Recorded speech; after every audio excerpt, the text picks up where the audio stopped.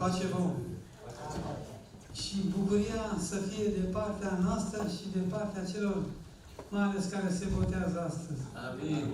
Am auzit o întâmplare, în Parcul Răstău s-a întâmplat, acum câțiva ani buni, un tânăr a venit și a interceptat un frate de-al nostru. Era pe o bancă, un frate mai bătrân, mai în vârstă. Și a spus tânărul, trebuie să vă bucurați. Și că mi-am adus aminte vis-a-vis de versetele care le-a spus fratele Lavi. Bucurați-vă și trebuie să ne bucurăm și tot cu bucurie. Și fratele la un moment dat l-a întrebat, dar pentru ce să ne bucurăm, dragul meu, tinerel? Păi a spus, a tot dat un colț în altul și a spus, păi nu știu, când l-am luat mai tare, a spus, nu știu, eu atâta știu că trebuie să ne bucurăm, dar sunați, noi suntem familia lui Martinelli, sunați pe liderul nostru, pe șeful nostru și el vă va spune despre ce e vorba, că eu nu știu mai multe. Deci să nu facem și noi la fel, să avem cuvântul în noi, inspirat și citit și încredințat, să fim încredințați pe adevărurile netrecătoare și neperitare ale lui Dumnezeu, care stau în cuvântul Lui. Amin? Amin. Binecuvântează suflete pe Domnul. Și tot ce este în mine să binecuvânteze numele Lui cel Sfânt. Binecuvântează suflete pe Domnul. Și nu uita niciuna din binefacerile Lui. El îți iartă toate fără de legile tale. El îți vindecă toate bolile tale. El îți izbăvește viața din groapă. El te încununează cu bunătate și îndurare. El îți satură de bunătăți bătrânețea și te face să întinerești iarăși ca vulturul.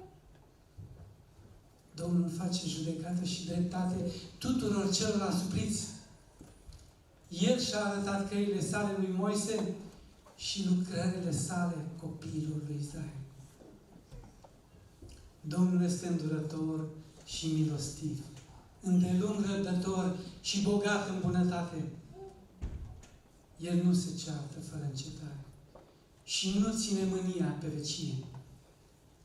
Nu ne face după păcatele noastre.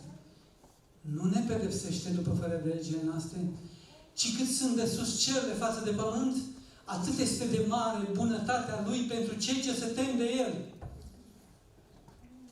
Cât de departe este răsăritul de apus, atât de mult depărtează El fără de legile noastre de la noi.